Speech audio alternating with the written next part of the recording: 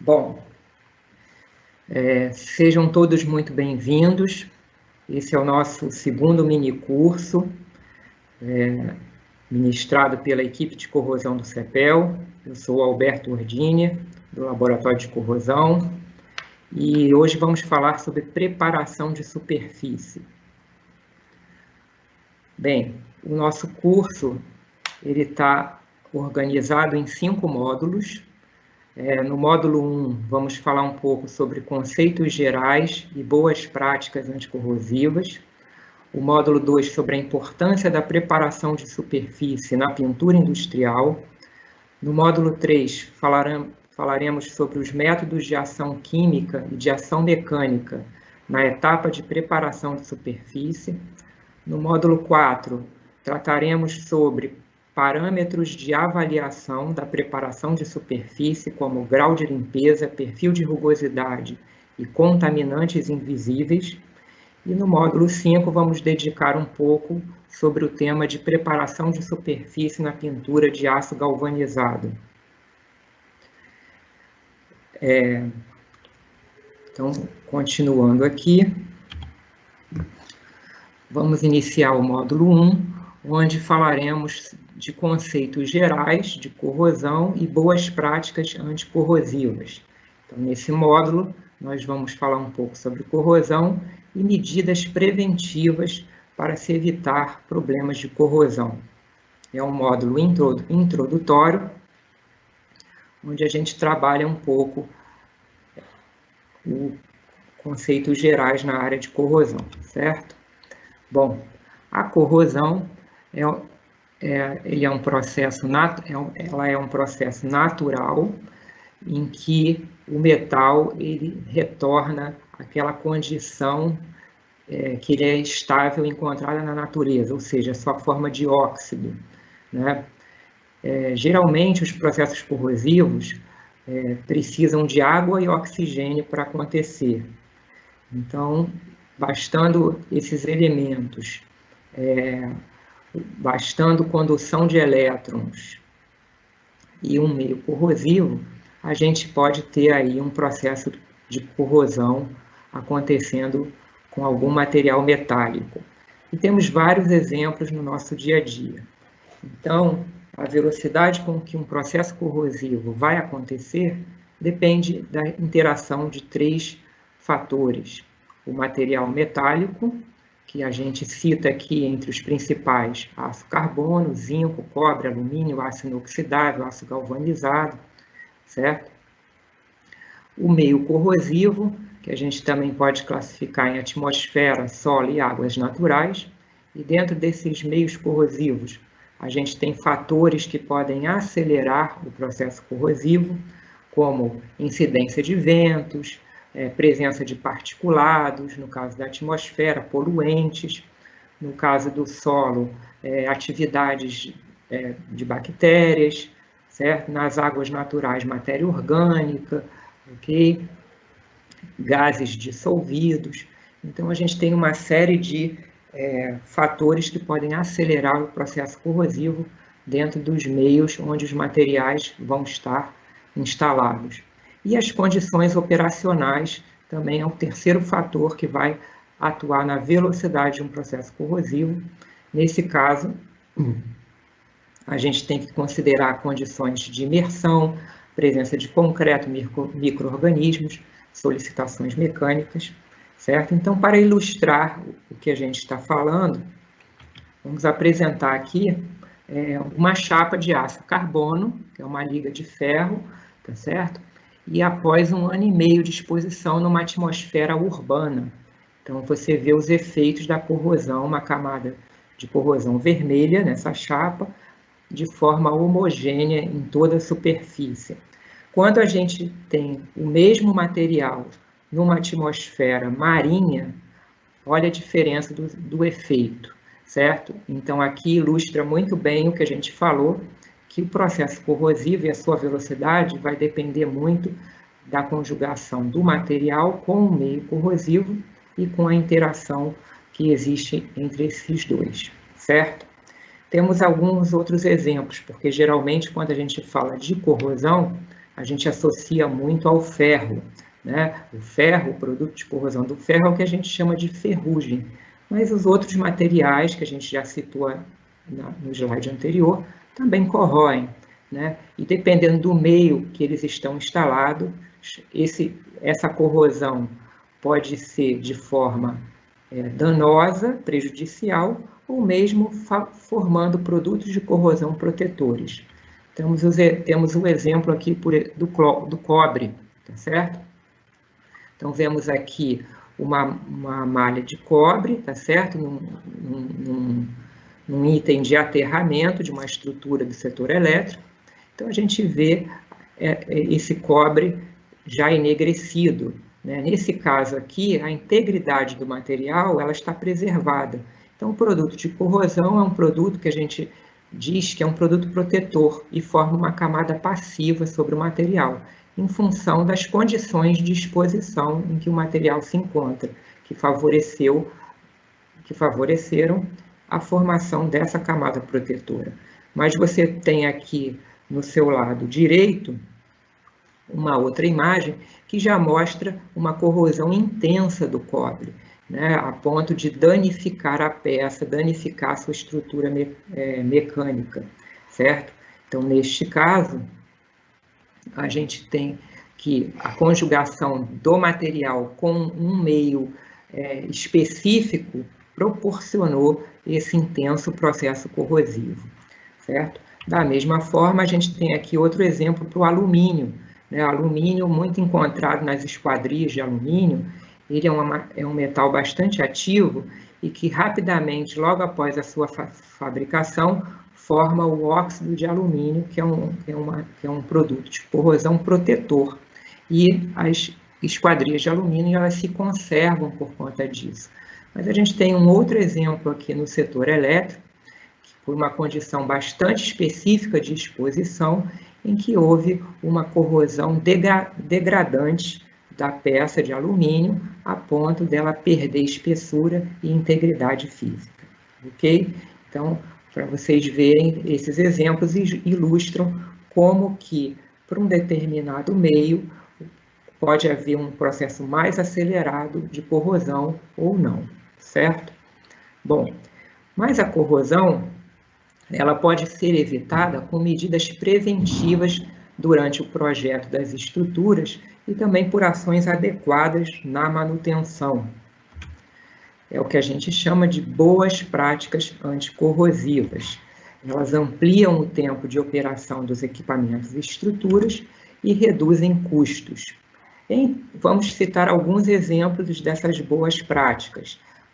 Aqui destacamos os cantos vivos, né? Então, cantos vivos são arestas das estruturas que geralmente numa proteção por pintura, a espessura da pintura ela fica mais deficiente nessas arestas. E por ali você tem o início do processo corrosivo. Então, se já no projeto das estruturas, dos equipamentos, você puder trabalhar com um canto arredondado ou com um canto quebrado, isso vai te aprimorar a proteção anticorrosiva da sua estrutura. É uma boa prática anticorrosiva. Outra prática é usar soldas contínuas e limpas. Nós temos aqui na direita o exemplo de uma solda contínua e limpa, né? A gente não deve deixar respingos de solda, resquícios de material da solda, porque tudo isso vai constituir um ponto falho na sua pintura, que geralmente vem depois dessa etapa de soldagem, certo? Ou do seu revestimento. Então, a gente tem aqui uma boa prática, exemplificada pela figura da direita, e uma prática inadequada pela figura da esquerda, ok? Então, continuando os exemplos, usar proteção de arestas e soldas, o que a gente chama de demão de reforço. É muito importante a demão de reforço nas arestas, é uma demão a mais de tinta, de pintura industrial, tá certo? Pode ser entre cada demão ou a critério da obra, de forma que você protege mais aquelas partes da peça onde a pintura geralmente é mais deficiente, ok? Devemos também prever acesso para manutenção. A pintura não é eterna, então acaba que, com o passar do tempo, é necessário fazer manutenção no seu equipamento, na estrutura. Então, aqui temos um exemplo de um equipamento que é muito difícil fazer uma preparação de superfície nessa região, porque não se previu no projeto do equipamento o acesso à manutenção aqui.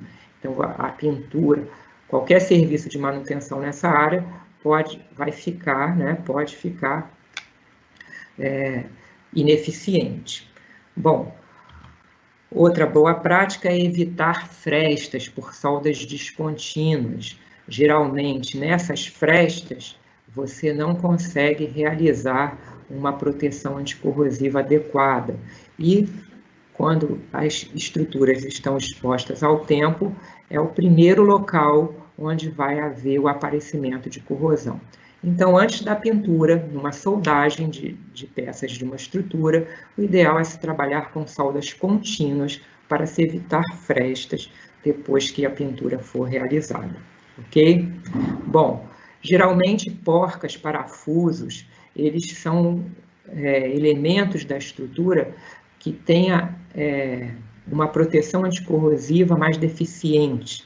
Então, nesse caso, a gente deve se preocupar com a proteção desses itens por meio de massas, né, que a gente encontra no mercado aí disponíveis, né, massas de resina epóxi, que podem entrar no conjunto do seu sistema de pintura, certo? Isso vai prolongar muito a vida útil das porcas e parafusos e das frestas também.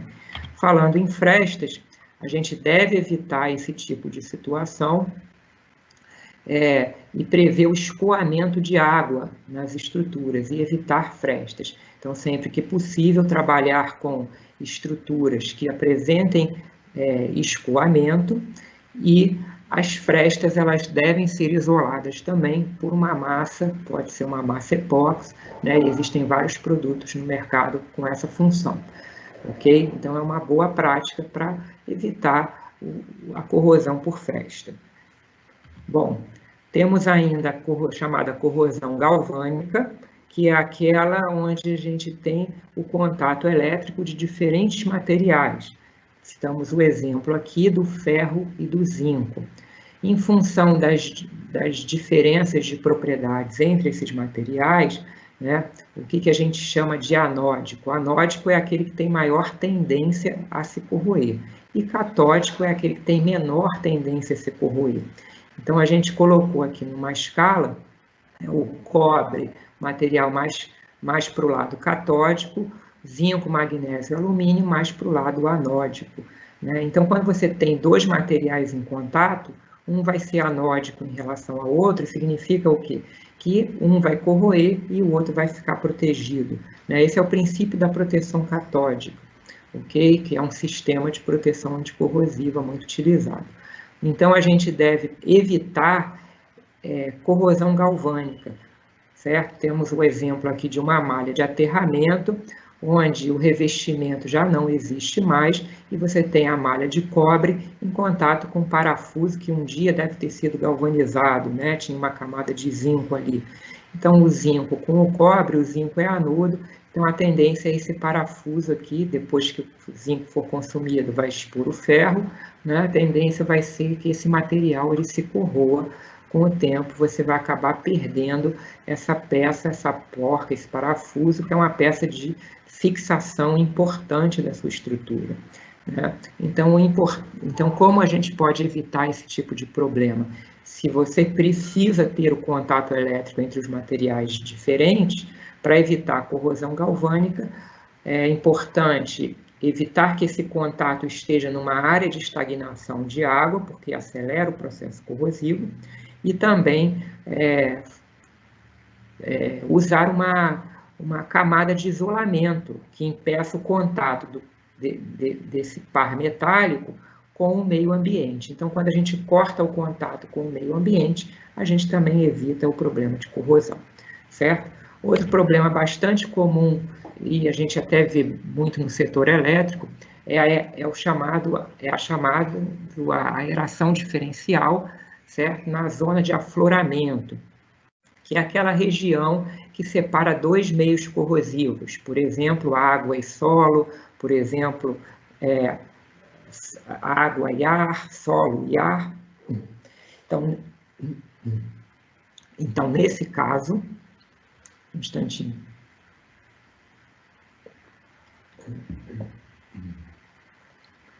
Então, nesse caso, a gente vai ter o problema de corrosão na zona de afloramento por uma diferença de aeração, certo? Você tem, numa área um pouquinho abaixo da superfície de separação dos dois meios, um intenso processo corrosivo. Então, como fazer para evitar esse tipo de situação? Usar um revestimento. Então, a prática comum no setor elétrico, nas estruturas enterradas, por exemplo, você pintar, né, usar um revestimento anticorrosivo, pintando meio metro acima da estrutura do nível do solo, acima do nível do solo, e 1 metro abaixo do nível do solo, ok? Agora, que tipo de revestimento se deve utilizar, certo? Então, dentre as boas práticas anticorrosivas, está também o uso de esquemas de pinturas adequados à agressividade do meio, certo? Não é qualquer pintura que a gente vai utilizar. A gente precisa conhecer o substrato e a gente precisa conhecer o meio corrosivo e aí saber projetar, né, ter o conhecimento técnico para projetar adequadamente o que a gente chama de um esquema de pintura, certo? Então, o esquema de pintura, pela definição da norma ABNT-NBR 15156, que é a norma de pintura industrial, a norma de terminologia em pintura industrial, o que é o esquema de pintura? É o detalhamento do preparo da superfície, sistemas de pintura, cores, espessura seca e métodos de aplicação. Então, ali no seu esquema de pintura está amarrado toda a especificação técnica necessária para que você tenha uma boa preparação, uma boa proteção anticorrosiva. A gente vai deixar esse assunto de esquemas de pintura e de pintura industrial para o minicurso de amanhã, nesse mesmo horário, às 10 horas, já aproveitando para convidar todos vocês, né, mas eu apenas cito aqui como uma introdução e uma boa prática anticorrosiva o uso de esquemas de pintura adequados à agressividade do meio. E a gente fala aqui também nessa definição do preparo de superfície. Então, nesse esquema, vocês podem ver o que inclui o esquema de pintura. O substrato, para cada substrato um esquema de pintura adequado, a sua preparação de superfície, a tinta de fundo, que é aquela que vai ficar diretamente em contato com o substrato, uma tinta intermediária e uma tinta de acabamento. São tintas com funções especiais, são tintas industriais adequadas para a proteção de substratos metálicos, certo? Dessa forma, então, nós encerramos o módulo 1, onde tratamos de corrosão de uma forma geral, falamos de alguns conceitos e medidas preventivas para se evitar a corrosão. E aí, eu vou lançar aqui uma pergunta-chave sobre o módulo 1, para vocês ficarem aí pensando e tentar responder, tá certo? Qualquer dúvida a gente pode esclarecer ao final da apresentação, ou vocês podem depois rever a nossa apresentação no YouTube e tentar responder essa pergunta. Fica como um desafio, ok? E a pergunta-chave do módulo 1 é: como ocorre o processo de corrosão galvânica e como fazer para evitá-lo, ok? Eu não vou responder, deixo aí para vocês pensarem um pouquinho, certo? Então, dessa forma, a gente inicia agora o módulo 2, onde nós vamos falar da importância da preparação de superfície na pintura industrial. Então, nesse módulo, nós vamos discutir quais são os efeitos da preparação de superfície na pintura, quais são os graus de intemperismo de aço carbono e quando a preparação de superfície não atende a requisitos mínimos. O que acontece?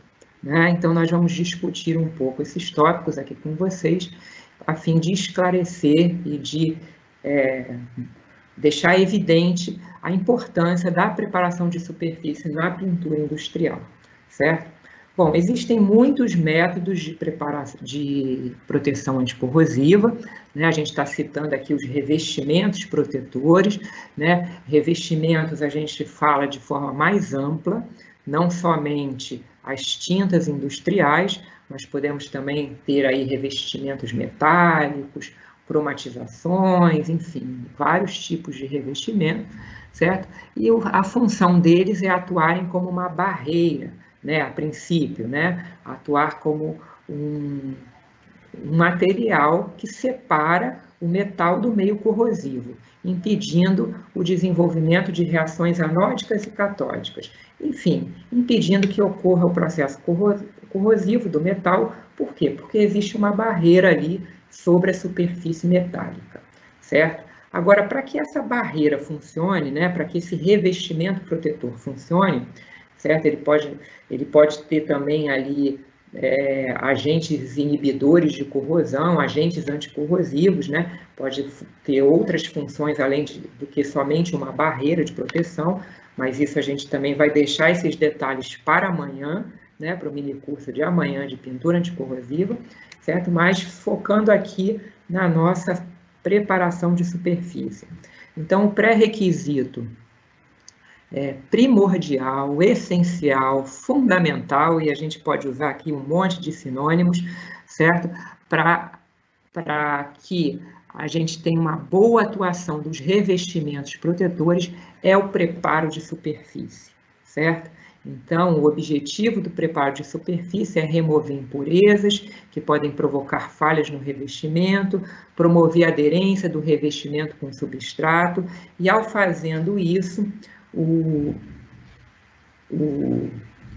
a preparação de superfície vai garantir que o seu revestimento apresente um bom desempenho anticorrosivo, certo? Se não tiver cuidados na preparação de superfície, né, o que acontece? A gente traz um exemplo aqui para mostrar para vocês, tá certo? Então, você acaba tendo falhas prematuras na pintura por efeitos, né, por consequência de uma preparação de superfície ineficiente, certo? Não adequada para o sistema de pintura aplicado, ok? Bom, trazemos aqui um exemplo do setor elétrico, certo? De boa prática anticorrosiva, para também ilustrar o que a gente está falando, certo? Então, vocês veem essa estrutura aqui, numa pintura de manutenção, é uma estrutura que ainda apresenta integridade mecânica, ainda tem boa espessura, uma estrutura de sustentação que estava enterrada, e ela pode ser recuperada por pintura? Sim, ela deve ser recuperada por pintura, e isso vai ampliar bastante a vida útil dela, mas simplesmente pegar uma tinta, um revestimento e aplicar sobre essa superfície. Se você fizer isso, vai estar gastando homem-hora, mão de obra, material, e em pouco tempo vai haver falhas prematuras na sua pintura. Então, a boa prática anticorrosiva indica uma preparação da superfície anteriormente à aplicação de tintas, tá certo? De revestimento anticorrosivo. E aqui a gente mostra o exemplo, após a preparação de superfície, como fica a estrutura limpa, tá certo? E adequada para receber a pintura industrial. Bom, citando aquele exemplo da zona de afloramento, né, de uma estrutura que vai ser enterrada, né, e você vai pintar meio metro acima do nível do solo e 1 metro abaixo do nível do solo, como uma boa prática de proteção de uma estrutura, de uma grelha enterrada, né? Então, aqui a estrutura, a gente mostra ela logo após a preparação de superfície, veio com a tinta, com as tintas, né, com o esquema de pintura completo, aplicou-se, depois enterrou. Então, você tem essa estrutura pintada e protegida, vai conservar muito mais tempo, ok? Bom, a gente vai focar a nossa apresentação daqui para frente no aço carbono, certo? Então, vou falar algumas particularidades aqui do aço carbono, fazer um pequeno parênteses, porque vai ser importante para o entendimento da preparação de superfície de aço carbono, Ao final, no módulo 5, a gente vai dedicar um pouquinho da preparação de superfície ao aço galvanizado, certo? Os dois materiais que são talvez os mais utilizados pelo setor elétrico, certo? E bastante utilizados em outros setores também, de modo geral, ok?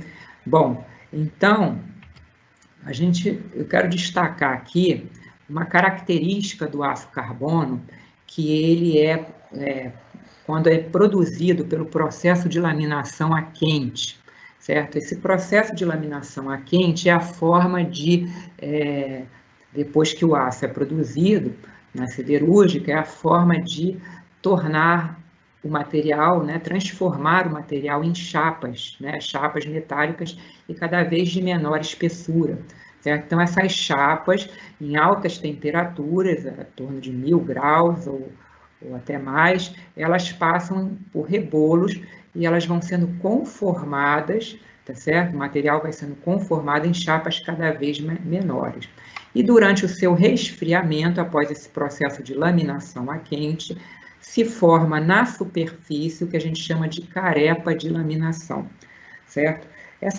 Esse conceito de carepa de laminação é muito importante para quem trabalha com pintura industrial, por isso que a gente está destacando aqui, certo? Então, a carepa de laminação se forma no aço carbono após seu processo de laminação a quente, decorrente do resfriamento da peça. Essa carepa é constituída de óxidos, né? São óxidos, é um produto de corrosão do aço, né? Que são óxidos formados a alta temperatura, né? Pelo efeito da alta temperatura. Ok? E ela tem esses óxidos, né, esse material oxidado que fica na superfície da chapa, ele tem características muito particulares, né? Então, a gente apresenta aqui uma foto para vocês de uma chapa de aço carbono com carepa de laminação, certo? Então, quais são as características particulares dessa carepa? Ela é um revestimento bastante duro, né? Uma camada óxica bastante homogênea em toda a superfície, bastante duro, e é uma camada que tem um coeficiente de dilatação térmica diferente daquele do metal base. Então, quando esse material é exposto a ciclos térmicos, né, ao meio ambiente, né, quando o aço com carepa de laminação é exposto,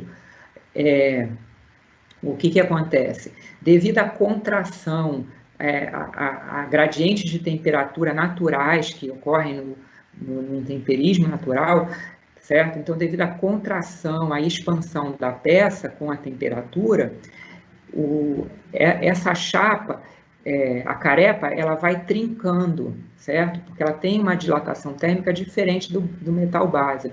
É um revestimento mais duro que o metal base. Então, ela vai trincando, vai abrindo poros na sua superfície, tá certo? Que chegam até o metal base, e aí começa a haver um processo de corrosão do metal base e desplacamento da carepa na superfície. Então, a gente classifica esse estado de oxidação, quando o metal está com a carepa de laminação intacta, de grau A. Essa classificação é segundo a norma ISO 8501-1. A gente já vai falar da norma, ok? Então, é o grau A de intemperismo. Quando começa a haver a oxidação do metal base pelo trincamento da carepa e entrada do meio corrosivo, isso quando o metal com a carepa é exposto ao ambiente, sem nenhum revestimento, ok? A gente atinge o que a gente chama de grau B, de intemperismo, que você vai ter pontos de corrosão do metal base e já áreas onde a carepa já desplacou, certo? Esse grau B, ele vai se intensificando com o tempo, à medida que a peça ela fica exposta ao intemperismo natural. Vocês estão vendo aqui, ó, mais áreas de corrosão em relação à imagem anterior e menos áreas de carepa, que é a parte escura, de carepa de laminação, ok? Aqui é um grau B, em que quase toda a carepa de laminação já foi solta da superfície. Você ainda tem um pouco aqui nessa região, aqui do meio, mas a maior parte da área do seu corpo de prova está com corrosão vermelha do material. E aí, quando toda a carepa é solta da superfície, você tem o que a gente chama de grau C, segundo a norma ISO 8501, tá certo? Então, no grau C, não existe mais nenhuma carepa de laminação na superfície e toda a superfície ela tem um produto, uma corrosão generalizada do aço carbono, do metal, que estava sob a carepa de laminação, tá certo? E que está homogeneamente distribuído na superfície, certo? O grau D é um grau mais intenso ainda de corrosão, em que, além da corrosão superficial, você começa a ver a corrosão em alvéolos, em profundidade, e a peça ela começa a perder espessura e começa a perder material de forma bastante intensa. Certo? Qual é o melhor momento para se fazer manutenção de uma peça? É o grau C, certo? Que você ainda tem bastante integridade da peça, pode remover todo esse produto óxido e aplicar aqui uma pintura anticorrosiva para proteger a sua peça, se ela não foi protegida desde o início, tá certo? Ok? Então, como eu falei, a norma ISO 8501-1, ela apresenta esses graus de intemperismo que são importantes de se conhecer, porque a partir deles vai se definir o processo de preparação de superfície mais adequado, ok? Isso que nós vamos discutir nos próximos módulos.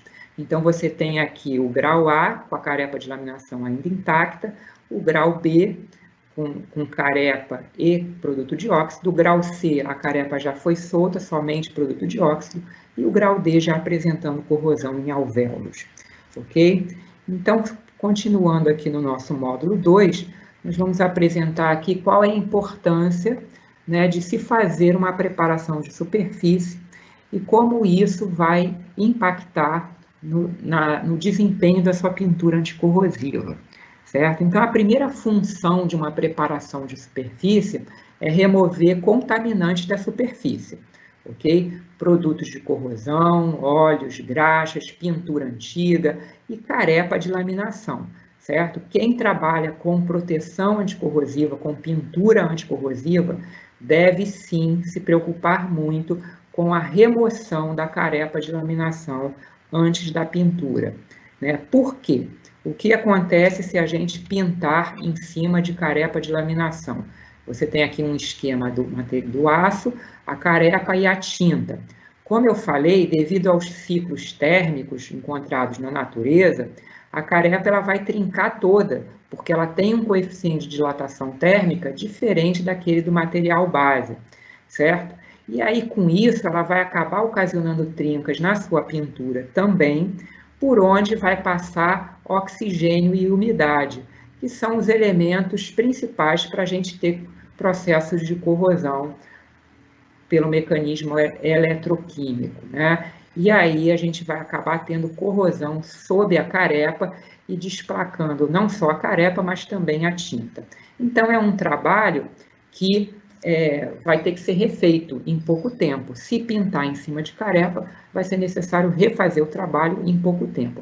Além disso, a carepa de laminação ela é bastante lisa, né? Então, ao pintar na carepa, em algumas áreas, a gente destaca aqui nessa imagem, a tinta simplesmente não vai aderir, porque é uma chapa muito lisa, né? E aí a tinta não tem aderência suficiente, a gente precisa criar uma certa rugosidade na superfície, que é o que a gente vai falar no próximo módulo, certo? A gente trouxe aqui um exemplo de uma mesma peça, onde foi feita a pintura em cima de carepa de laminação, uma parte onde a pintura não aderiu, né? E uma parte aonde aderiu, com o tempo de exposição, você acaba tendo a corrosão sob a carepa e desplacando a sua pintura. Ou seja, é um trabalho que vai ter que ser todo refeito, vai ter que se remover toda essa pintura, toda a carepa e refazer novamente. É um retrabalho, é mais custo para a empresa. Então, o ideal é começar com a preparação de superfície, seguindo uma boa prática anticorrosiva desde o início da pintura, tá certo? Bom, uma outra função da preparação de superfície é gerar um perfil de rugosidade, certo? Que a gente chegou a falar um pouquinho agora quando falamos da carepa, né? Tacarepa, por ser muito lisa, ela não tem rugosidade nenhuma, então a tinta não adere muito bem, né? Então, o que é o perfil de rugosidade? Bom, a gente tem duas microscopias aqui de esquemas de pintura, onde vocês podem ver na base o substrato, uma tinta de fundo vermelha e uma tinta de acabamento branca. Dois exemplos diferentes. Qual é a diferença aqui? É uma seção transversal, tá certo? A gente está vendo uma imagem de microscopia de seção transversal. Qual é a diferença aqui? A diferença é que no primeiro caso, você tem uma superfície completamente lisa de substrato e logo em seguida a camada de tinta, porque você vê uma linha de separação. E aqui você tem uma superfície bastante rugosa de substrato, que é o que a gente chama de um perfil de rugosidade. Então, esse substrato ele foi tratado, foi gerado um perfil de rugosidade aqui nele, e que vai ser importante para uma melhor aderência da tinta, do esquema de pintura como um todo, no substrato, certo?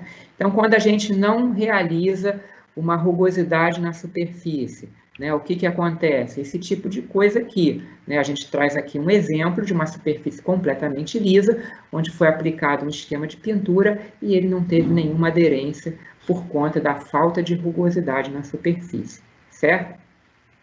Então, outra função da preparação de superfície é também remover os sais solúveis, né? O que são esses sais solúveis? São poluentes que existem na atmosfera, né? A gente coloca aqui sais de cloreto, sais de sulfato, né? Compostos químicos resultantes da atmosfera marinha, no caso do cloreto, resultantes da atmosfera industrial, no caso dos compostos de enxofre, certo? De atmosferas urbanas também, emissões veiculares, né? Então, são poluentes que a gente tem que podem ficar aderidos na superfície, certo? E qual é o efeito desses poluentes? Se eles estão aderidos na superfície, você aplica uma pintura por cima, eles vão acabar por acelerar a permeação da água através da película, por um efeito de uma pressão osmótica, certo? Eu não vou entrar em detalhes aqui no mecanismo, mas é um mecanismo que já está bastante estabelecido na literatura, a gente cita aqui uma das principais literaturas que tratam desse mecanismo, pelo fato de você ter produto de corrosão entre o substrato e a pintura, você acaba acelerando a entrada de água através da película. Essa água hidrata os poluentes que estão aqui, os compostos químicos, eles aumentam de volume, geram empolamento, né? A gente tem uma figura aqui exemplificando o empolamento da pintura, e esse sal hidratado, né, esse composto químico hidratado, reage com aço, que está logo abaixo, e acaba acelerando a corrosão do material metálico, do aço, tá certo? Então, essa é a questão também, porque não se deve deixar sais solúveis, né, contaminantes salinos, contaminantes das emissões veiculares, industriais, não deixar esses contaminantes na superfície, porque eles também podem acelerar o processo de corrosão sob a pintura, ok? Então, a gente sumariza aqui as principais funções de uma preparação de superfície, já destacamos a importância, certo? Então, acho que ficou bastante claro para vocês verem como é importante ter o cuidado com a preparação de superfície. Por ela, a gente remove contaminantes, gera um perfil de rugosidade e remove os sais solúveis. Então, assim, você promove condições adequadas para a aderência mecânica e química dos revestimentos e isso vai garantir um bom desempenho da pintura anticorrosiva. Aqui mostra a imagem de uma superfície antes da preparação e após a preparação de superfície, mesmo com presença de alvéolos, ela está numa condição adequada para receber uma pintura anticorrosiva, que, se for bem projetada, vai ampliar a vida útil da peça aí por muitos anos, certo?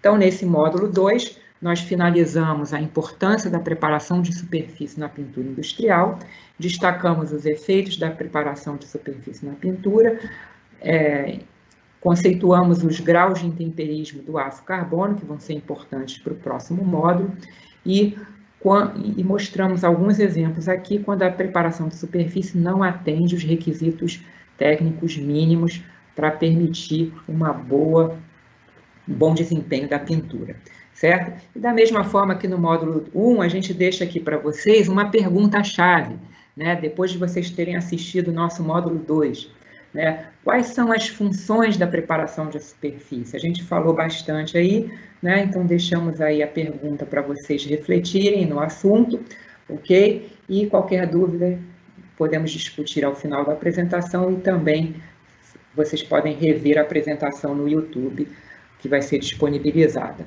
certo? Então, vamos iniciar o nosso módulo 3. Nesse módulo, vamos discutir os métodos de ação química e de ação mecânica na preparação de superfície, certo? Então, vocês vamos organizar esse módulo nesses itens que estão aqui dispostos. Primeiro, falar dos métodos de limpeza de ação química, pré-tratamento químico, aplicado anteriormente à pintura, e métodos de limpeza de ação mecânica, ok? Bom, então, o objetivo da preparação de superfície já foi bastante discutido, certo? Remover da superfície produtos de oxidação, óleos, graxas, pintura antiga, carepa de laminação, promover a aderência dos revestimentos. E agora a gente vai ver que métodos a gente pode usar para realizar esses objetivos, tá certo? Bom, a gente destaca aqui, faz uma itemização e vamos discutir com mais detalhe cada um deles, né? Então, quais são os métodos, né? A limpeza com solventes, certo? A gente tem os métodos de limpeza que a gente chama de ação química, que tem uma ação química, certo? Desengraxe alcalino, uma decapagem ácida. Existem pré-tratamentos para promover a aderência de revestimentos, a gente cita aqui como exemplo a fosfatização, e os métodos de limpeza de ação mecânica, pelo uso de ferramentas mecânicas e manuais, jateamento abrasivo seco ou úmido, certo? E hidrojateamento sem ou com abrasivo. Então, nós vamos concentrar agora o nosso curso nesses métodos, tá certo? E falar de algumas particularidades de cada um, certo? Então, a limpeza com solventes tem por objetivo a remoção de óleos e graxas. Então, se você deixa óleo e graxa na sua pintura, você acaba gerando uma desestabilização da pintura, do revestimento, e podem aparecer o que a gente chama de olho de peixe, tá certo? O que se chama de são poros, porosidades, enfim, são defeitos que vão surgir na sua pintura em função de se deixar na superfície óleos e graxas, certo? Bom, então, como é que a gente pode remover esses materiais? Através de um desengraxe, né? Podemos usar os solventes, tá certo? Geralmente em situação de campo a gente pode usar solventes, né? Em pintura de manutenção, certo? Mas em escala industrial podemos fazer desengraxe alcalino, que remove óleos, tá certo? Decapagem ácida já serve para remover produtos de corrosão, carepa de laminação também. E é importante que depois de usar esses produtos químicos para limpeza, se faça a lavagem da superfície, porque também não se pode deixar esses produtos químicos na superfície e aplicar um revestimento, porque eles vão ser contaminantes também da superfície, certo? Então, é sempre importante destacar as etapas de lavagem após os tratamentos para limpar resíduos químicos da superfície, ok? E a gente cita aqui um exemplo, mostra aqui visualmente, para vocês verem uma chapa de aço carbono corroída, no seu lado esquerdo, e no seu lado direito, após uma decapagem ácida, de forma controlada, você vê que ela remove completamente os produtos de corrosão e deixa a chapa limpa, né? Se ela tiver ainda espessura adequada, se ela ainda puder ser utilizada, ela estaria pronta para receber um revestimento protetor e ampliar a vida útil dessa chapa, tá certo? Bom, existem os pré-tratamentos, né, para promover a aderência de revestimentos, certo? A gente vai falar de preparação de superfície por ação mecânica, mas nem sempre é possível usar uma ação mecânica. Então, a gente usa os tratamentos químicos para limpeza de superfície e logo em seguida, o que a gente chama de um pré-tratamento à pintura, né, que são aquelas camadas geradas também por um processo químico, certo? Que tem a função de promover a aderência do revestimento logo em seguida, certo? A gente cita aqui o caso da fosfatização, que é a formação de uma camada fina de fosfatos sobre a superfície metálica. Ela pode ser obtida por imersão ou aspersão da solução sobre as peças. Então, ela vem de um processo industrial, tá certo? Então, você tem ali a peça sem tratamento, com óleos, com ferrugem, com óxidos. Então, faz um desengraxe alcalino, faz uma decapagem ácida, sempre considerando que existem aqui as etapas de lavagem entre esses processos, e aí vai para um banho de fosfatização, onde vão crescer aqui cristais, tá certo? Cristais, existe também uma selagem com sais de cromato, né, com banho de cromato, e você tem ao final a sua peça fosfatizada. A gente mostra aqui as imagens, né, a condição inicial, após limpeza, e após fosfatizado uma imagem de microscopia, a gente vê essa morfologia de agulhas, tá certo? E que criam ali uma micro-rugosidade que vai ser importante para a aderência do revestimento por pintura, certo? Bom, então, a gente fala sobre os métodos de limpeza de ação mecânica, e aí a gente vai atuar mecanicamente sobre uma superfície para remover dessa superfície produtos de corrosão, carepa de laminação, para remover pintura antiga, e cada processo que a gente vai discutir a partir de agora vai ter a sua função específica e vai ser capaz de remover o contaminante específico, tá certo? Então, entre os métodos, a gente cita aqui ferramentas mecânicas e manuais, jateamento abrasivo ou seco e hidrojateamento sem ou com abrasivo, certo? Então, os métodos manuais são aqueles que você vai realizar um esforço físico sobre a superfície com algum tipo de ferramenta, certo? A gente tem aqui as escovas de aço, tem as espátulas, marteletes, as lixas, as mantas abrasivas. Então, o operador manualmente vai realizar o esforço mecânico sobre a superfície. As ferramentas mecânicas, elas já te dão um pouco mais de conforto, ainda é um trabalho manual, mas usando uma ferramenta mecânica, e ela, às vezes, é por alimentação elétrica, alimentação pneumática, então a própria ferramenta, ela vai limpando a superfície conforme você vai aplicando ela sobre a superfície. Então, a gente tem aqui o exemplo de uma lixadeira elétrica, tá certo?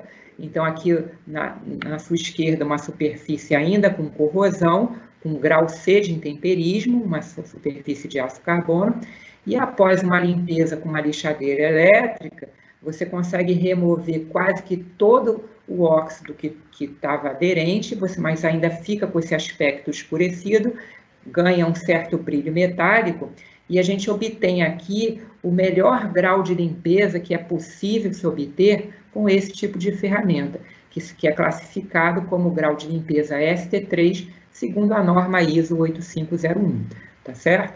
Bom, a gente tem aqui outro exemplo de uma peça que foi tratada agora com uma pistola de agulhas, é outro tipo de ferramenta, tá certo? Então, aqui é o estado inicial da peça, a gente já está aqui com um grau D de intemperismo, que a peça já apresenta corrosão em alvéolos, tá certo?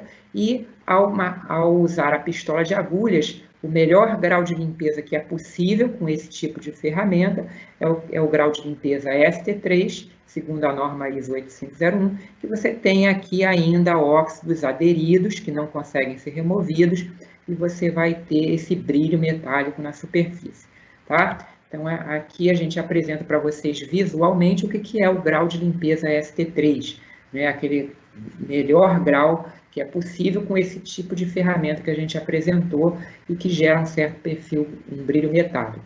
Nesse grau de limpeza, se a gente puder ver a estrutura transversalmente, você vê que aqui mostra uma imagem como está a estrutura ainda com camada de óxido, depois que se passa a ferramenta, você ainda vai ver que vai ficar óxido nos alvéolos quando a gente faz uma análise de microscopia, tá certo? Então, esquematicamente, o grau ST3, ST2, é aquele que só retira o óxido né, que está acima dos alvéolos, né? Dentro dos alvéolos você ainda fica com camada de óxido aderida, porque a ferramenta não consegue chegar até lá, ok? Bom, existem algumas ferramentas mecânicas que são capazes de remover a camada de óxido. A gente apresenta aqui 2 exemplos na imagem, certo? E o grau de limpeza que elas vão obter é um grau de limpeza aprimorado em relação àquele ST3 que a gente apresentou anteriormente, tá certo? Que é um grau de limpeza segundo a norma SSPC SP11.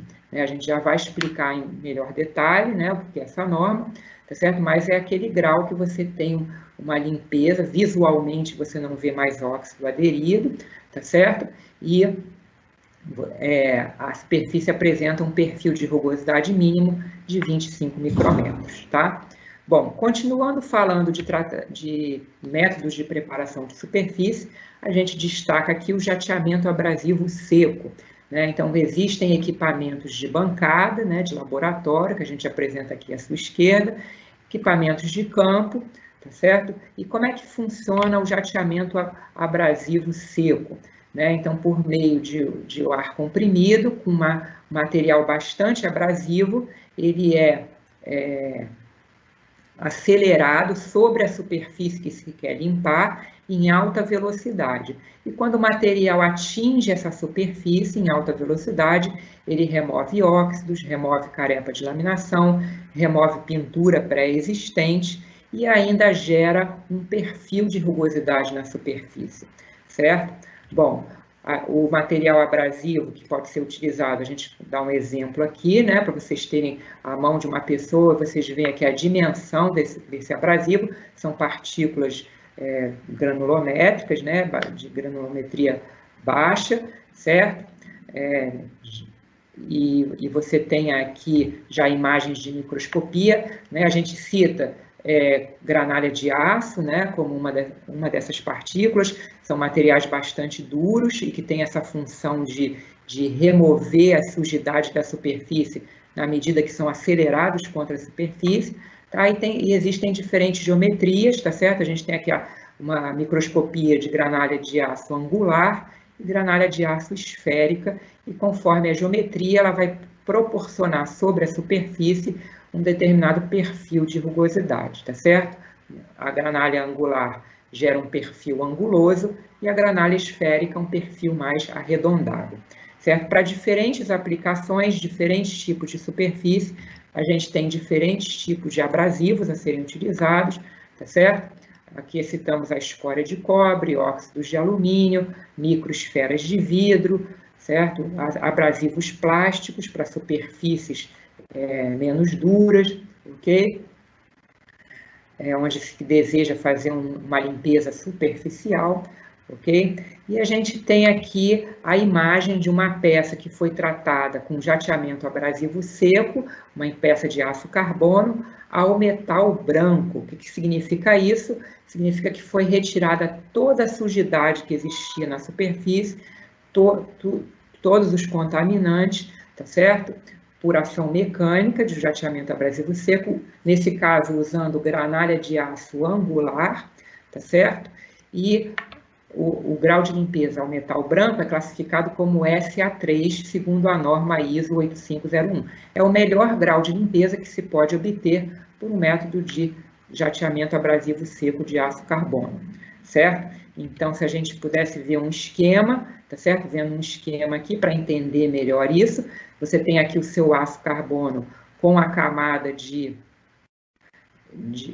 carepa de laminação. Ao se aplicar uma limpeza ao metal branco por jateamento abrasivo seco, esse grau de limpeza não vai conter mais a carepa de laminação ao final do processo.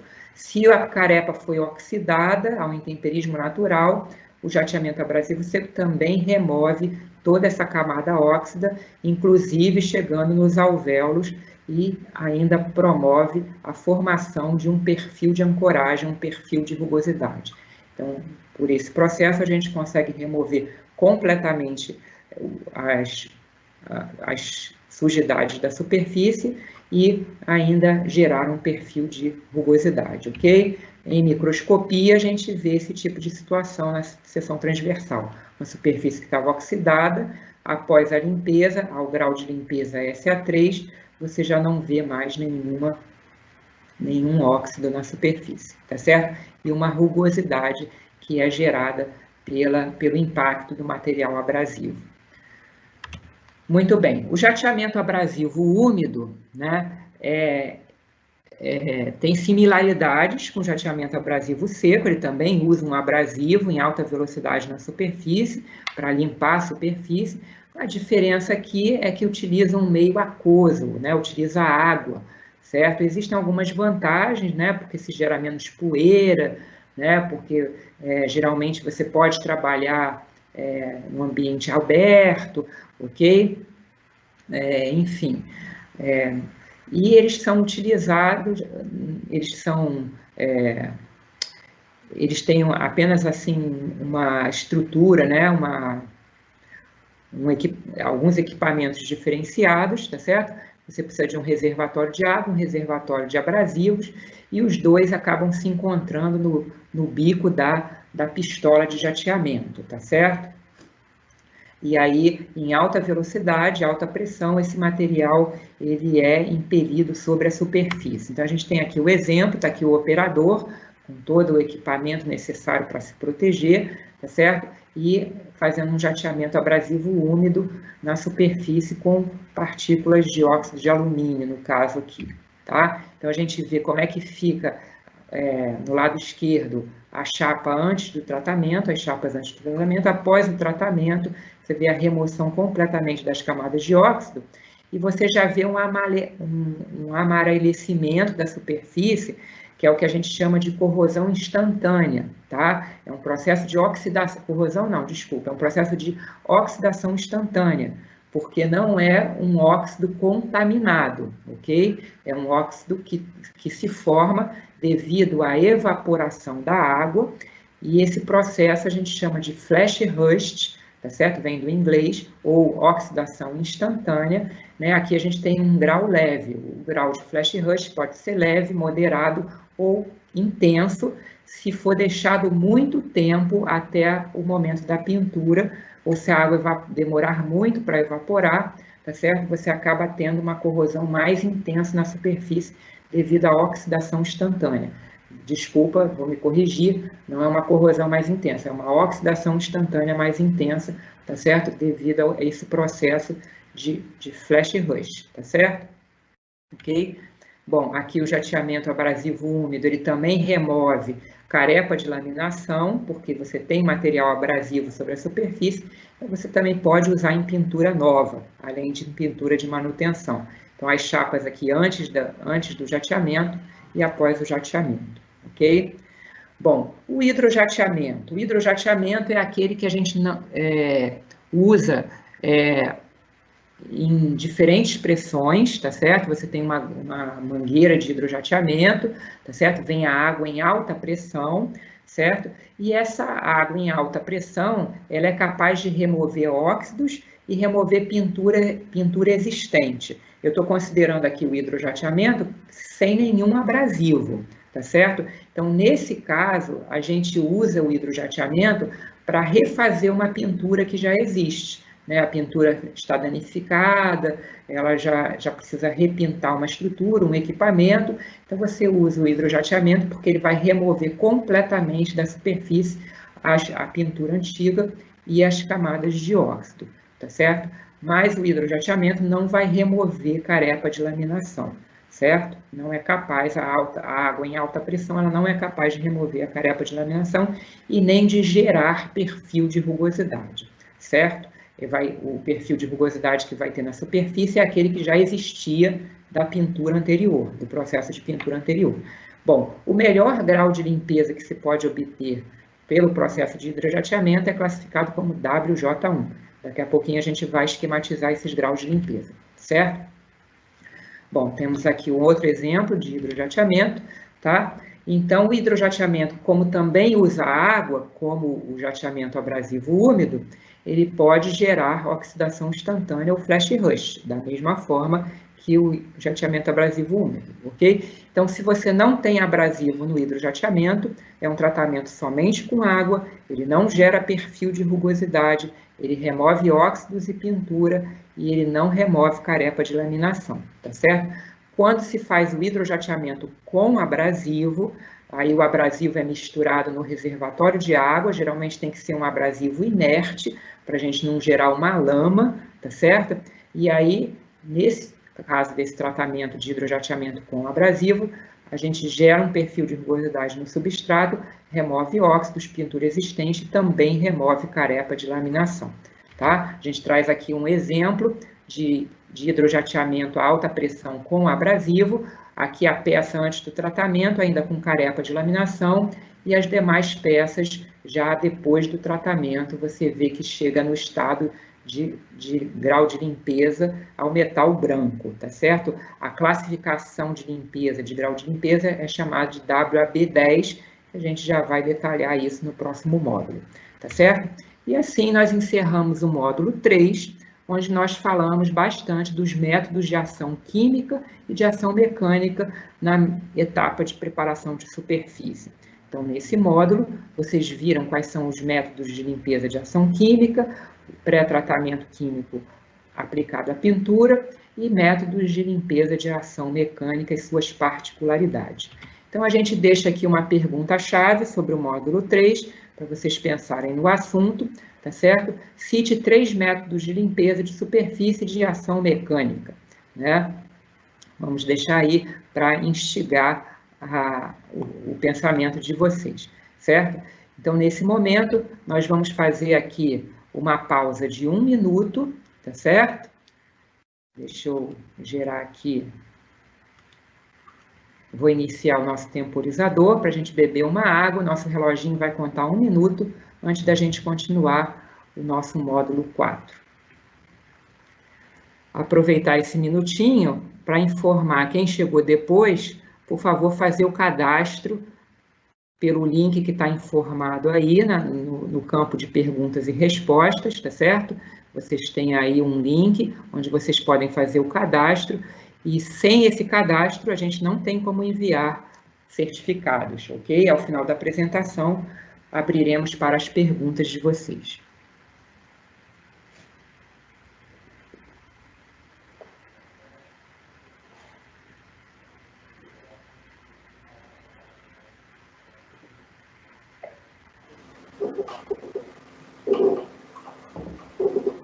Pessoal, lembrando que essa apresentação vai estar disponível no canal do CEPEL, no YouTube, na aba relacionada ao laboratório de corrosão.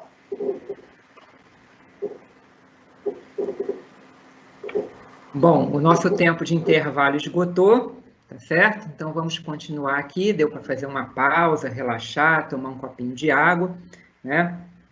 Então, nós vamos continuar aqui com o nosso módulo 4, certo? Então, nesse módulo 4, nós vamos falar sobre parâmetros de avaliação da preparação de superfície, grau de limpeza, perfil de rugosidade e contaminantes invisíveis, certo? Bom, nesse módulo, nós vamos falar de grau de limpeza mais detalhadamente, já apresentamos alguns graus de limpeza para vocês, junto com os métodos de preparação de superfície. Então, nós vamos falar mais detalhadamente dos graus de limpeza e seus padrões técnicos, certo? Vamos apresentar como se mede o perfil de rugosidade, certo? Falar um pouco mais detalhe do efeito dos contaminantes solúveis na superfície e no desempenho da pintura anticorrosiva e os métodos de avaliação que temos disponíveis para determinar os contaminantes invisíveis, né? Os contaminantes solúveis são aqueles invisíveis, certo? Então, vamos seguir aqui. Então, falamos com vocês no módulo anterior dos principais métodos de preparação de superfície, certo? Aqueles de ação química, aí num conceito mais amplo, a gente está enquadrando todos aqui no mesmo, com a mesma função, que é o desengraste, a decapagem, os pré-tratamentos. e aqueles de ação mecânica, onde falamos de ferramentas mecânicas e manuais, de jateamento abrasivo seco ou úmido e de hidrojateamento sem ou com abrasivo. Bom, após o preparo da superfície, seja pelo método que for utilizado, né, a gente deve avaliar se esse preparo foi adequado, se a superfície está pronta para receber a pintura, certo? Então, a gente pode avaliar segundo 3 critérios que nós destacamos aqui, que é o grau de limpeza, o perfil de rugosidade e a presença, né, o teor de contaminantes solúveis, tá certo? No grau de limpeza, a gente já deu alguma introdução no módulo anterior, certo? E falamos dos diferentes graus de limpeza, né? O que significa esse grau de limpeza? Você prepara a sua superfície, vai olhar para ela e vai dizer, ela está muito limpa, ela está pouco limpa, ela está medianamente limpa, né? Como classificar se ela está bem limpa ou se ela está pouco limpa, né? Então, aí existem os padrões, de acordo com normas técnicas, que são padrões de limpeza para diferentes tratamentos de superfície, onde a gente pode conferir a superfície que foi preparada com esses padrões, certo? E aí classificar esse grau de limpeza, certo? Isso é uma forma de você homogeneizar o tipo de avaliação que está sendo feita na sua superfície após o seu preparo, certo? Então, se você diz que a minha superfície ela apresenta um grau de limpeza SA3, segundo a norma ISO 8501, quem precisar entender o que isso significa, vai na norma ISO 8501 e procura lá a descrição do grau de limpeza SA3 e vai entender como está a minha superfície, qual é o grau de limpeza que a minha superfície apresenta, certo? Então, para jateamento abrasivo seco, a norma estabelece os graus SA, SA1, SA2, SA2,5, SA3, certo? Quando se usa uma ferramenta mecânica ou manual, certo? Em que você não remove completamente o óxido da superfície, a norma classifica no grau ST. Então, você pode ter ST2 ou ST3. Então, além de você ter o descritivo da superfície, né, a gente não vai ler aqui, esse material vocês têm dispostos na norma, mas é apenas para exemplificar, além de você ter a descrição do que significa esses graus de limpeza na sua superfície, você tem ainda padrões fotográficos, né? A norma dispõe de padrões fotográficos que você pode comparar com a superfície que foi limpa e estabelecer ali qual é o grau de limpeza da sua superfície, certo? Aqui é apenas um exemplo, a norma ISO 8501, existem um conjunto de normas aí disponíveis, tá? A gente mostra aqui as normas SSPC, também com a descrição técnica da limpeza de superfície e os padrões de limpeza visuais também, em forma de fotografias, tá certo? A gente tem para jato abrasivo seco, tem para ferramentas mecânicas, tem para hidrojateamento, tem para hidrojateamento com abrasivo, tá certo? Então, a gente tem esses padrões disponíveis para poder classificar a superfície e entre diferentes equipes, diferentes processos de especificação técnica, você saber o que está falando, está usando a mesma linguagem, tá certo? Bom, então, um pequeno resumo aqui, baseado em normas técnicas, quais são os graus de limpeza que a gente tem disponíveis para classificar a limpeza da superfície. Por ferramentas mecânicas, a gente tem o grau ST, pode ser ST2 ou ST3, o ST3 é mais aprimorado que o ST2. Tá? Ou aquela ferramenta mecânica que consegue remover na sua grande parte os óxidos da superfície, a gente tem a ferramenta SSPC, a norma SSPC SP11, tá certo? Que classifica, segundo essa norma, você consegue ver o metal nu e um perfil de rugosidade mínimo de 25 micrômetros, tá certo?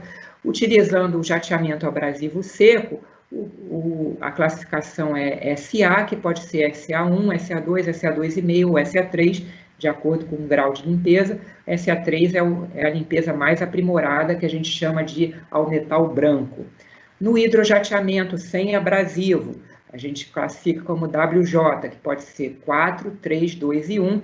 Aqui a numeração é invertida, o WJ1 é aquele que dá o melhor grau de limpeza por processo de hidrojateamento. E utilizando o jateamento abrasivo úmido ou hidrojateamento com abrasivo, existe a classe WAB, que pode ser WAB6 ou WAB10. O WAB10 é aquela classe de melhor tratamento de superfície, usando jateamento abrasivo úmido ou hidrojateamento com abrasivo. Estamos falando do substrato de aço carbono em todos os casos, ok? O flash rush vai aparecer nos métodos que a gente utiliza a água, jateamento abrasivo úmido ou hidrojateamento, e ele pode ser L de leve, M de médio ou H de high ou intenso, tá certo? Então ele vai ser um flash rush, aquela oxidação instantânea, leve, média ou intensa, ok? Então, dessa forma é que a gente consegue avaliar o grau de limpeza de uma superfície após utilizado os devidos métodos de tratamento, de preparação, certo? Vamos ver o próximo item, que é como avaliar o perfil de rugosidade, certo? O perfil de rugosidade, como eu já falei rapidamente, ele vai estar muito relacionado com a natureza do abrasivo que você usa, com a geometria desse abrasivo, com a pressão de jateamento, tá certo? Várias variáveis, com a angulação com que é feito o jateamento, então com a pressão da máquina, enfim, tem muitas variáveis aí que elas vão influenciar com a granulometria do abrasivo. Então, existem muitas variáveis que vão influenciar no seu perfil de rugosidade que vai ser gerado, tá certo? Então, se você tem, por exemplo, uma rugosidade excessiva e aplica uma pintura, pode ser que essa rugosidade que fique para fora da pintura. Isso vai gerar pontos que não estão protegidos e vai ter problemas de corrosão, falha prematura da pintura. Se você tem rugosidade insuficiente, pode ser que a pintura não tenha uma boa aderência na sua superfície. O ideal é ter uma rugosidade adequada para ter uma boa aderência e recobrir completamente essa rugosidade também, tá certo? A gente vai destacar aqui os requisitos das normas Eletrobras de pintura anticorrosiva quanto ao perfil de rugosidade, certo? Então, as normas indicam, como requisito técnico, que o perfil de rugosidade deve estar compreendido entre 1/4 e 1/3 da espessura total do esquema de pintura. E a medição de rugosidade deve ser realizada no primeiro metro quadrado, repetindo-se a operação a cada 30 metros quadrados, ou sempre que houver alterações nas condições de jateamento, por exemplo, renovação do abrasivo, certo? No caso de estruturas tubulares, a medição deve ser feita no primeiro metro linear, repetindo-se a cada 30 metros lineares, certo? É uma forma de você checar a rugosidade durante a obra, e ela deve ser mantida naquela que foi especificada no contrato de manutenção, tá certo? Bom, e quais são os métodos que a gente tem para avaliar a rugosidade? Então, é isso que a gente vai discutir agora, com base na norma STM-D 4417, estabelece 3 métodos, tá certo? Aquele que você utiliza os comparadores visuais, que é o chamado método A, os rugosímetros digitais e analógicos do tipo agulha e as fitas de impressão ou réplica tape, né, que é o método C. Certo? Os comparadores visuais, então, são pequenos dispositivos, tá certo?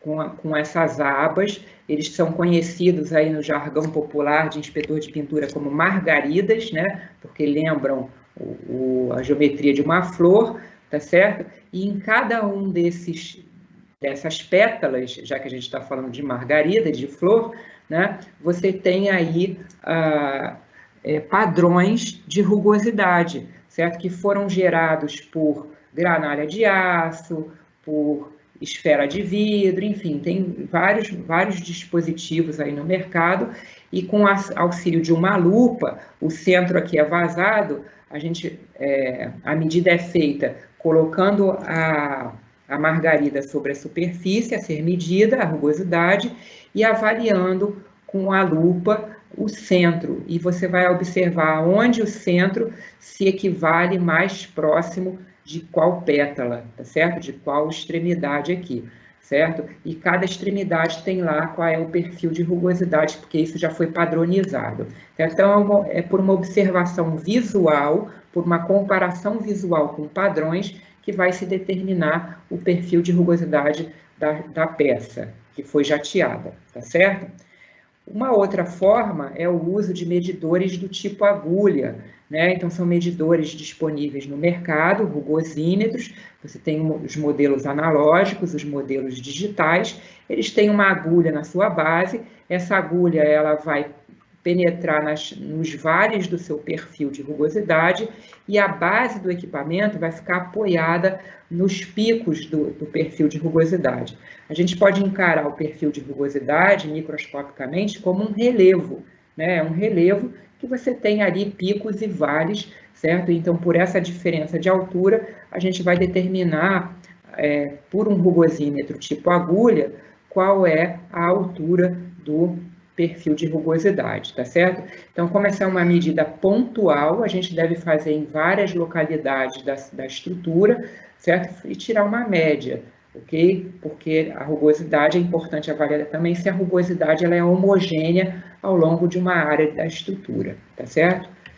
Bom, o outro tipo de instrumento é o chamado método da fita, que a gente já destacou lá na frente, tá certo? Anteriormente. Então, são fitas de impressão.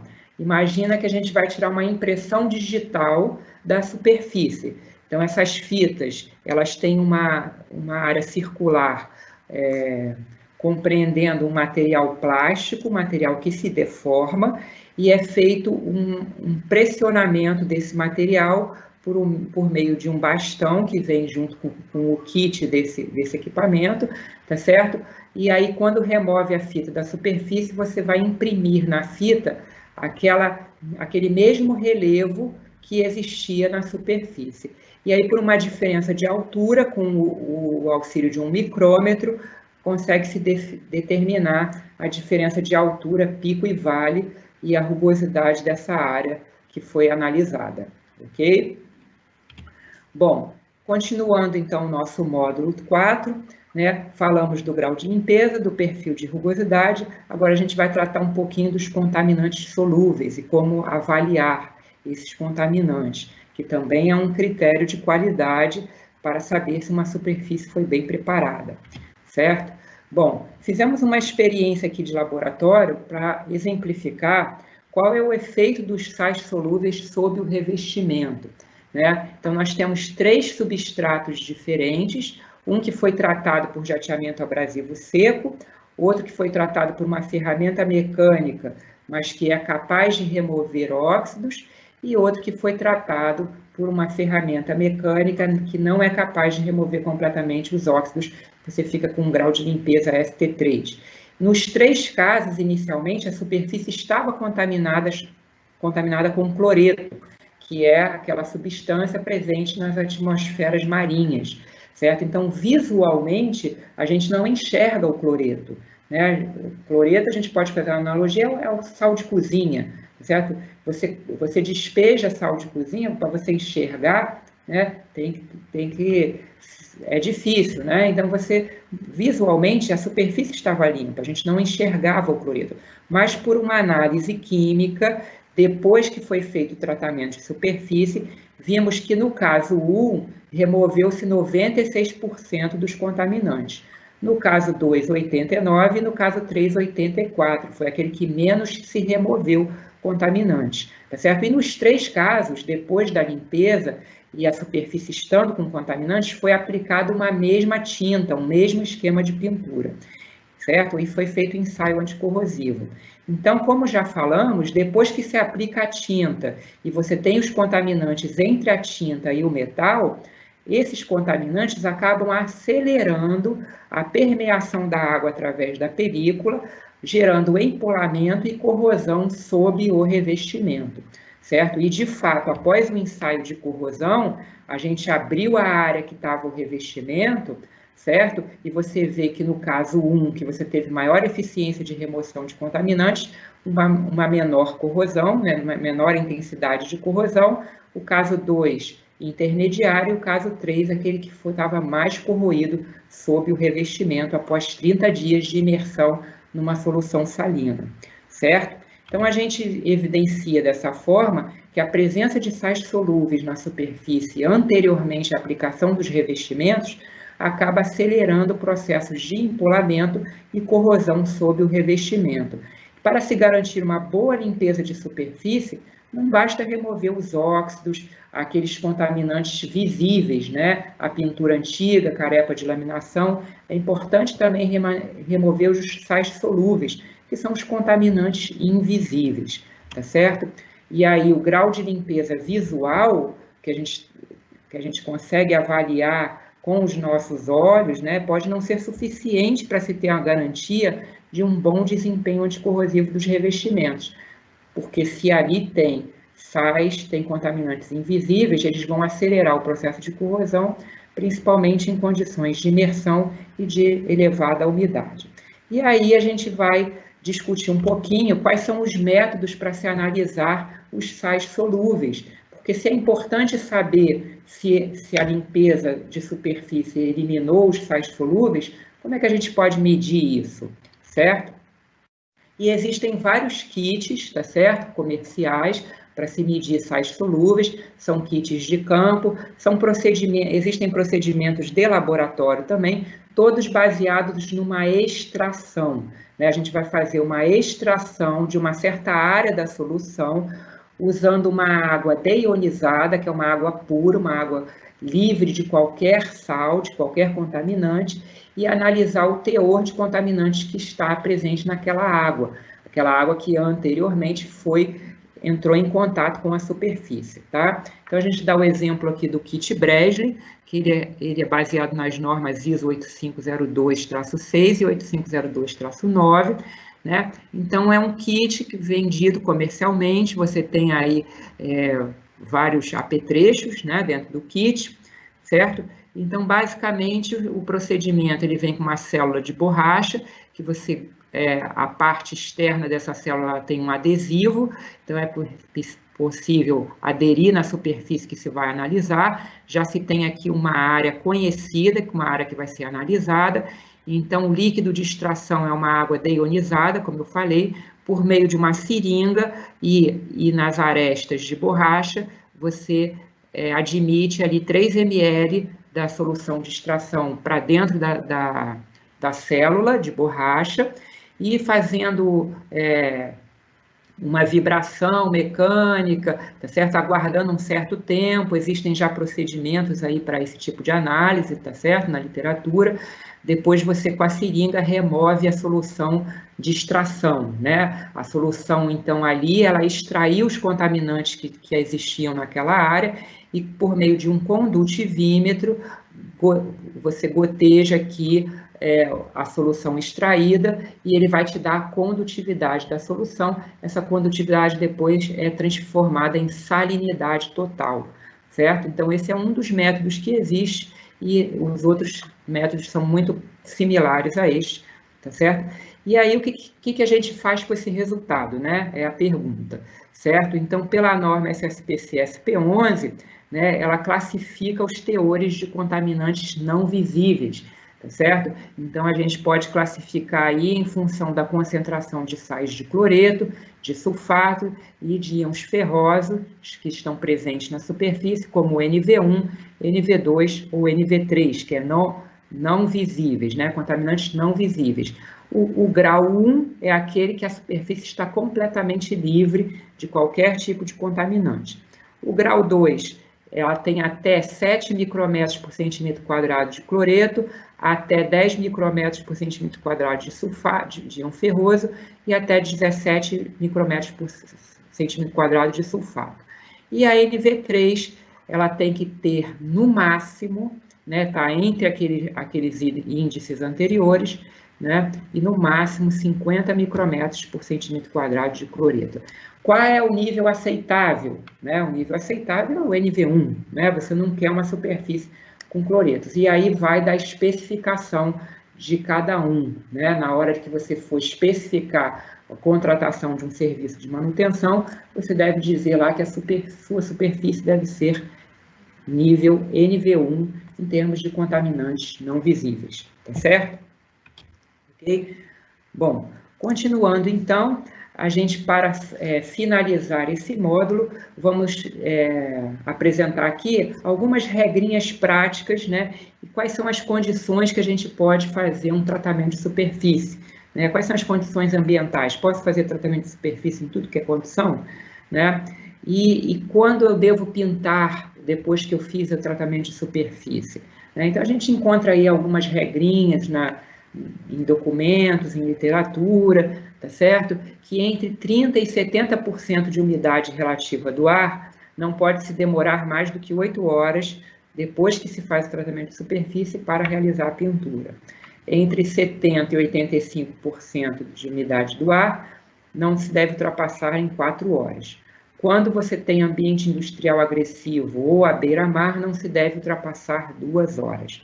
Né? Se houver poeira no ar, chuvisco, deve ser providenciada a cobertura do local, né? O tempo deve ser mínimo possível. As normas Eletrobras de pintura anticorrosiva, elas têm como requisito técnico primordial, se a umidade relativa do ar estiver acima de 85%, não deve ser efetuado nem serviço de jateamento abrasivo seco, nem o de pintura, certo? E as superfícies devem ser preparadas, receber a primeira demão de tinta de fundo no menor prazo de tempo possível, nunca superior a 2 horas, a fim de se preservar o grau de limpeza e evitar a contaminação das mesmas. Pois não adianta nada você ter um grande trabalho de preparação de superfície, deixa ela exposta à ação do intemperismo, todo esse trabalho vai ser perdido, tá certo? Logo após a preparação, deve-se realizar logo a pintura da primeira demão de tinta, tá certo? Bom, então nesse módulo 4, nós finalizamos os parâmetros de avaliação de preparação de superfície, grau de limpeza, perfil de rugosidade de contaminantes invisíveis, falamos do grau de limpeza, do perfil de rugosidade e seus métodos, dos padrões técnicos dos graus de limpeza, dos contaminantes invisíveis e dos principais métodos utilizados para se avaliar, tá certo? E aí, como nos outros módulos, também deixamos a pergunta, tá, para vocês pensarem, a pergunta-chave desse módulo 4. Quais os métodos para se avaliar o perfil de rugosidade? Vamos ver aí quem estava prestando atenção, tá? Então, vamos passar para o nosso módulo 5. Esse é o último módulo. Nós vamos dedicar um pouquinho do nosso tempo agora em falar sobre preparação de superfície na pintura de aço galvanizado, né, que é um material muito utilizado no setor elétrico, certo? E até aqui, tudo que nós falamos foi mais concentrado no aço carbono. Então, nesse momento, vamos falar um pouquinho do aço galvanizado. Então, nesse módulo, vamos apresentar alguns requisitos das normas Eletrobras de pintura anticorrosiva, tá certo? Para a pintura de aço galvanizado, falar dos graus de intemperismo do aço galvanizado, assim como a gente também apresentou graus de intemperismo para aço carbono, certo? E os principais cuidados na preparação de superfície do aço galvanizado, certo? Bom, relembrando, no dia 28 de abril, nós tivemos aqui um mini curso sobre aço galvanizado, né? Então, quem tiver interesse, não pôde assistir, esse material está disponível no YouTube, pelo YouTube do CEPEL, vocês conseguem entrar no canal do YouTube do Laboratório de Corrosão do CEPEL, e lá nós estamos dispondo os cursos, né? Então, você já tem lá disposto o curso sobre o mini curso de aço galvanizado. Vocês vão ter todo o detalhamento sobre aço galvanizado, seus processos de fabricação e suas particularidades, certo? Bom, e aqui eu só vou relembrar alguma coisa, né, para quem não esteve presente, não pôde acompanhar. Então, aço galvanizado muito utilizado no nosso setor, no setor elétrico, outros setores também, tá certo? Em estruturas de sustentação, equipamentos, né? O aço galvanizado por imersão a quente é aquele mais utilizado. Então, no mini curso anterior, né, nossa equipe apresentou aí os processos da galvanização por imersão a quente, todas as suas etapas, certo? E no final desse processo a gente tem a formação de ligas metálicas, zinco-ferro, e uma camada de zinco puro na superfície, né? Temos aí ilustrações mostrando o processo industrial de galvanização por imersão a quente, certo? E as camadas que são formadas, né, cada uma com uma morfologia diferente, tá certo? Desde a superfície do substrato, que está aqui indicada pelo apontador laser, vai subindo até a camada mais externa, que é a camada eta, é aquela mais rica em zinco, tá certo? E as camadas mais perto do substrato, elas têm teores maiores de ferro, pelo próprio processo de difusão que acontece durante a formação dessas camadas, na imersão a quente, tá certo? Bom, então, relembrando o que é galvanizado, eu vou rapidamente falar um pouquinho das normas Eletrobras de pintura anticorrosiva. Então, são normas, são 30 normas que vocês têm disponíveis no site da Eletrobras. A gente coloca aqui o site disponível, tá certo? Basta jogar no Google normas Eletrobras de pintura anticorrosiva, que ele já vai automaticamente indicar o link, tá certo? E você tem ali requisitos, né, boas práticas para qualquer serviço de pintura anticorrosiva. São 9 normas de procedimentos, e que vai da NE 001 a NE 009, e 20 normas da NE 010 a NE 030, normas de tintas, né, que você tem os padrões de qualidade de tintas líquidas e de desempenho das películas secas. Todas essas normas são disponíveis para download, basta você acessar as normas, o site da Eletrobras, tá certo? Bom, e dentre essas normas a gente tem a NE 006, que trata especificamente sobre pintura de aço galvanizado. E lá vocês têm todas as etapas de preparação de superfície para a pintura de aço galvanizado, que eu vou detalhar aqui algumas principais, ok? A primeira questão numa pintura de aço galvanizado é identificar o estado de oxidação da superfície, seu estado de oxidação inicial, tal como fizemos para o aço carbono, né? Então, você tem aquele galvanizado novo, que acabou de ser fabricado, ele ainda não apresenta qualquer grau de oxidação, tá certo? E a gente tem o aço galvanizado envelhecido por uma exposição natural.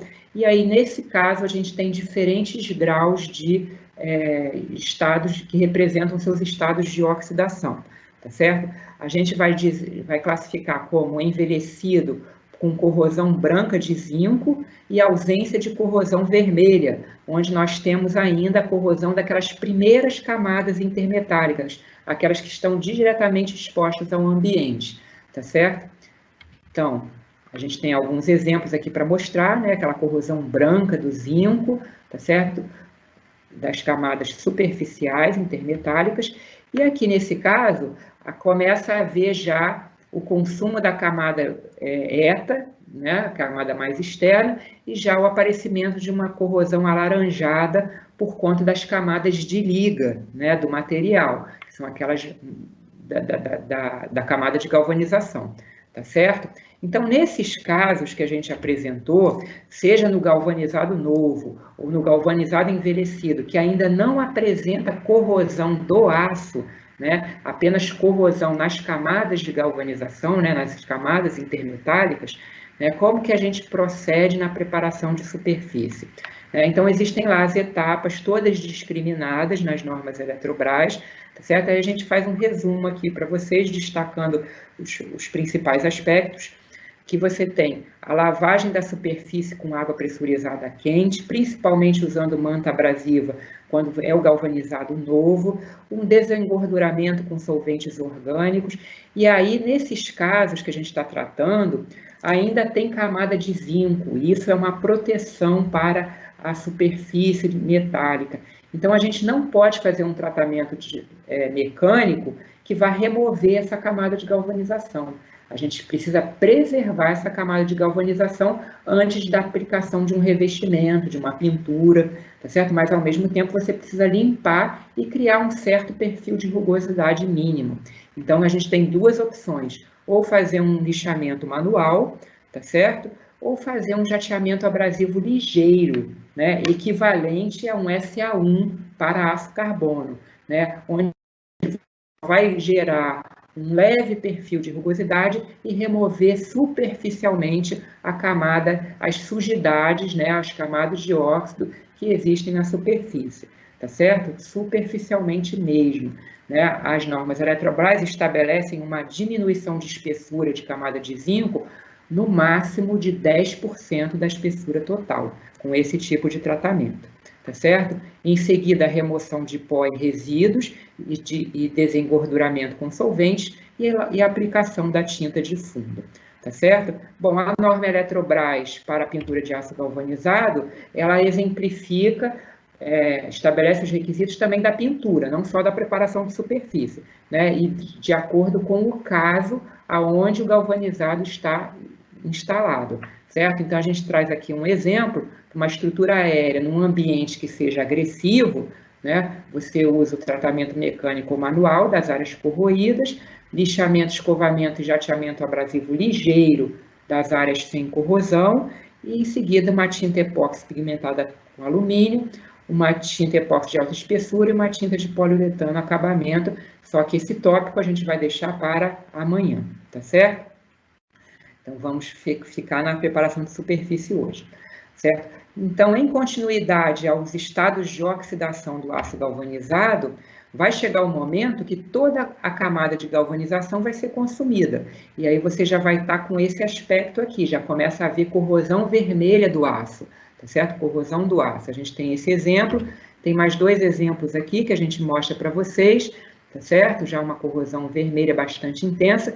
Interessante, nessa peça aqui, existia uma outra peça que estava parafusada, aonde ela ficou coberta, não apresentou corrosão vermelha, né? A camada de galvanização ficou protegida, certo? Uma curiosidade.